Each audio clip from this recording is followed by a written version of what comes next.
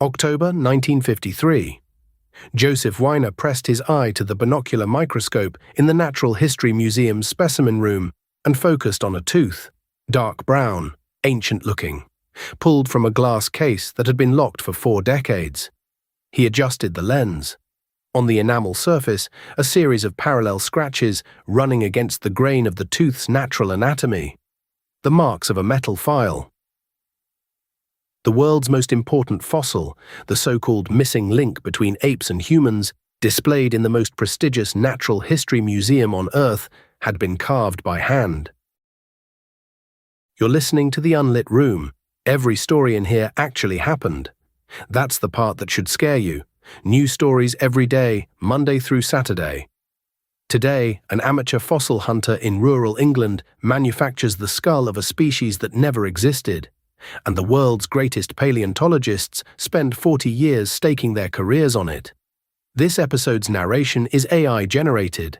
The research, writing, and editorial decisions behind every story are made with care for accuracy and respect for those involved. It started in the winter of 1908 at a gravel pit on the grounds of Barkham Manor Farm in Piltdown, East Sussex. Flat farmland, drainage ditches along the field edges, the walls of the pit striped orange and pale chalk where road workers had cut down through the layers. Charles Dawson was a local solicitor who had spent years cultivating the workmen at sites like this one. He collected flint tools and fossil animal teeth, and he sent careful notes to the Natural History Museum in London. He was exactly the kind of eager, methodical amateur who wanted to be taken seriously by professional scientists. When one of the workers handed him a skull fragment, dark, heavy, edges worn smooth as if tumbled in gravel for hundreds of thousands of years, Dawson recognized immediately that it might be something significant. For the next 4 years, he kept returning to Piltdown. By the spring of 1912, he had enough pieces to bring in Arthur Smith Woodward, the head of the geology department at the Natural History Museum, one of the most respected paleontologists in Britain. Woodward began making the trip down on weekend trains. He photographed every fragment in situ before it was lifted. He measured each piece and noted the dimensions in a small leather notebook. And in those warm Sussex afternoons, sifting gravel through a wooden screen alongside Dawson, more pieces came up. More cranial bone. And then the jawbone. The jaw was unmistakably ape-like in its overall shape, but the 2 molars still set in the bone were worn flat, ground down in a way that looked distinctively human. Combined with the large, clearly modern-looking cranium, the jaw seemed to complete a picture that British evolutionary theory had been predicting for decades. The prevailing view among British scientists at the time was that large brains had evolved first, before the rest of the body caught up. Apes developed enormous brains, the theory went, and everything else followed. Piltdown fit that template exactly. A large, human-looking brain case sitting on an ape-like jaw. It was, in a word, convenient. On December 18, 1912, Dawson and Woodward presented their discovery to a packed evening meeting of the Geological Society at Burlington House in Piccadilly, London. The hall was described in Nature the following day as unexpectedly and brilliantly attended. Fellows in evening dress filled the tiered seats. At the lectern, Woodward displayed a plaster reconstruction on a velvet-covered tray. The cranium above the jaw assembled into something that looked like nothing in the existing fossil record and exactly like what the British establishment had hoped to find. Woodward presented methodically. He named the new species Anthropus, the Dawn Man, named in Dawson's honor. He offered a fossil elephant tooth recovered from the same gravel layer as stratigraphic evidence, placing the skull at roughly 500,000 years old. One scientist in the audience raised the obvious question: could the skull and jaw have come from 2 separate animals that happened to be found together? Woodward dismissed it. The hall applauded. The Times of London ran the story the next morning. The discovery was real, it was British, and it confirmed everything the establishment had hoped to find. Piltdown Man was absorbed into the textbooks. He appeared in encyclopedias and museum exhibits. Children in Britain and America and Australia read his name in science classes. He was simply there, a point on the timeline between our ancestors and us, as settled as any other fact of natural history. Not every scientist believed it, and the way those doubts were handled turned out to be at least as instructive as the fraud itself. From almost the beginning, researchers outside Britain had problems with Piltdown Man. American and European scientists, particularly those working with specimens coming out of China and Africa, noted that those fossils showed the opposite pattern: primitive skulls, more modern-looking jaws. Piltdown contradicted what was coming out of the rest of the world.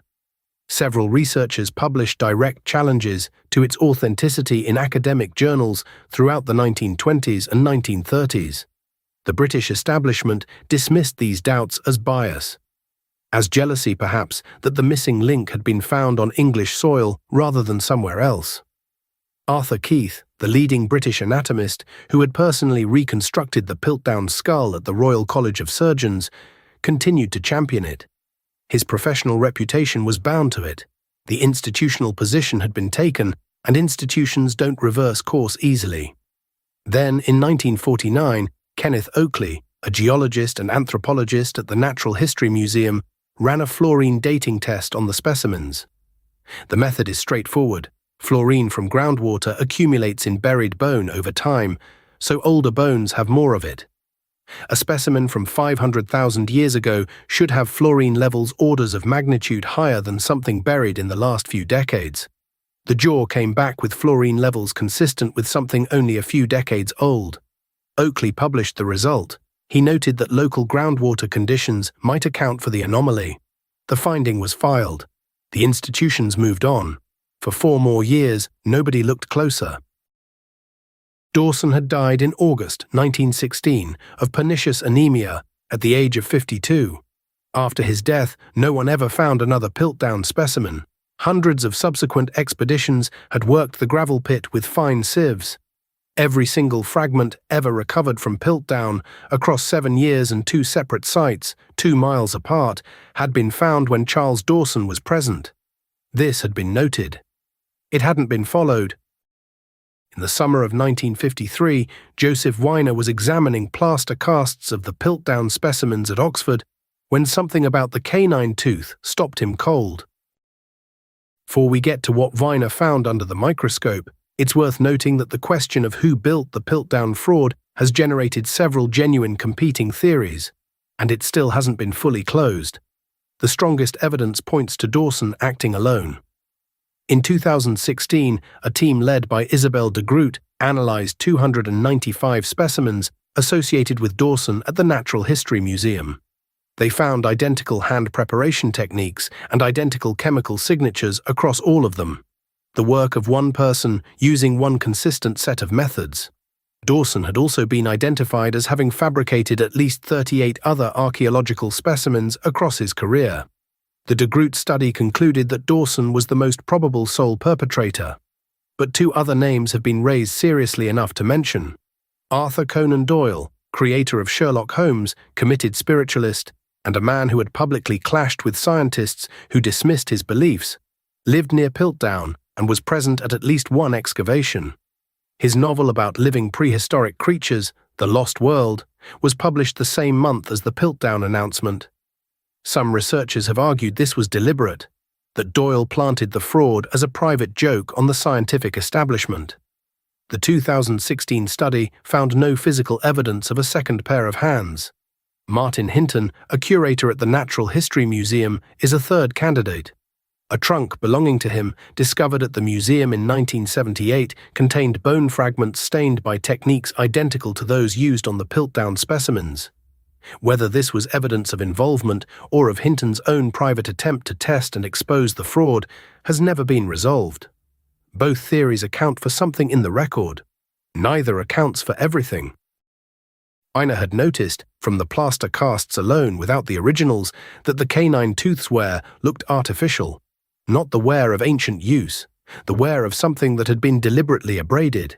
He telephoned Oakley, the same man who had quietly filed the fluorine result 4 years earlier, and told him what he suspected. Oakley arranged for Weiner and Sir Wilfrid Le Gros Clark, a leading anatomist, to examine the original specimens in the museum's storage room behind the public galleries. Under the microscope, what they found came quickly.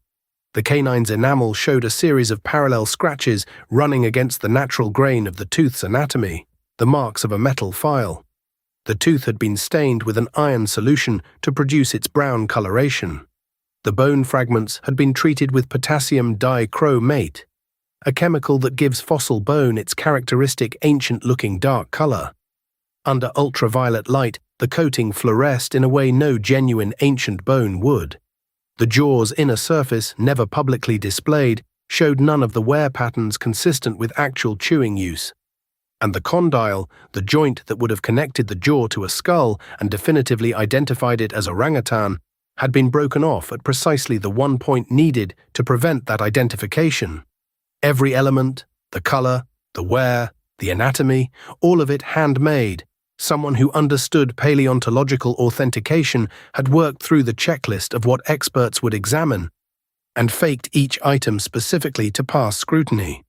The formal announcement was made at the Geological Society on November 21, 1953, 40 years after Woodward had stood at the same lectern to announce the discovery. The fraud was proven. The question of who built it would eventually be answered, 63 years later, and with a probability, not a certainty. But there was one person whose story was, in some ways, the most devastating of all, and he never got to hear any of it. Arthur Smith Woodward retired from the Natural History Museum in 1924. He and his wife moved to a cottage in East Sussex, close to Piltdown. In his retirement, partially blind in his final years, he returned to the gravel pit and kept digging. He believed there were more specimens waiting in the gravel, more fragments, more confirmation, more pieces of the creature he had spent 3 decades championing. In 1948, the year before Oakley's fluorine test first cast doubt on the specimen, Woodward published his memoir. He titled it The Earliest Englishman, a proud tribute to the Dawn Man. He died in 1944, 4 years before his own institution found reason to question the specimen, 9 years before the full truth was made public. He spent his retirement searching for more pieces of something that had never existed. He found none. He died proud. The standard explanation for why Piltdown fooled British science for 40 years points to the era's analytical limitations. Fluorine dating didn't exist yet. Microscopic examination wasn't routine. The tools weren't available. That's true as far as it goes. But American and European scientists raised credible doubts throughout the 1920s and 30s, using nothing more than comparative anatomy and logical reasoning. Those doubts were dismissed, not because the evidence was weak, but because the evidence was inconvenient. The British scientific establishment had decided what the missing link would look like before anyone had found it. When something matching that picture surfaced on English soil, the institution chose to protect its conclusion rather than test it. The enemy, in the end, wasn't ignorance, it was certainty. Piltdown Man gave science something, though. The fraud, once exposed, became the case study behind modern specimen verification protocols. Independent chain of custody requirements, mandatory replication by separate researchers, the standard that no single person's find can be authenticated by the finder alone. Those protocols exist because of what happened in Sussex. The fraud improved the very system it had exploited. Arthur Smith Woodward never knew any of it. He died searching. If this one kept you up tonight, good. New stories every day, Monday through Saturday. Subscribe so the next one finds you too. Follow the Unlit Room wherever you listen. Tell a friend, but maybe don't tell them it's all real until after they've finished. Full story on the main channel, follow if you're wide awake. That was the Unlit Room. See you in the dark.